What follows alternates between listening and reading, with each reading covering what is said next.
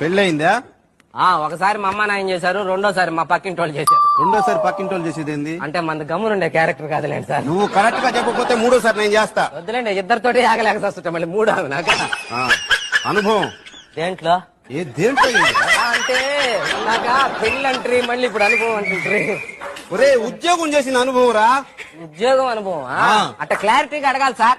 దేంట్లో అనుభవం అనే ఉద్యోగం చేసిన అనుభవం అని అడగాలి. అదే 12 hours ఎక్స్పీరియన్స్. అబ్బో 12 hours ఎక్స్పీరియన్స్ తమరికా? ఉంచుకోలేక పంపించేశారు. ఏం చేసావు? చిన్న పొరపాటు, అదే పెద్ద పొరపాటు కూడా కాదు. చిన్న పొరపాటు చేస్తే ఎవరిని పంపిస్తారంట మేడం? తీసేశారు ఇక్కడ, మేమే ఉదాహరణ దానికి. ఏందో చెప్పా పొరపాటు?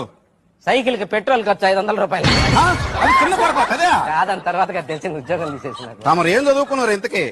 MBA అడ్మినిస్ట్రేషన్ చేద్దాం అనుకున్నా, చేయకూడదన్నారు. ఏమో దానికి 10th క్లాస్ పాస్ కావాలంట కదా. 10th class pass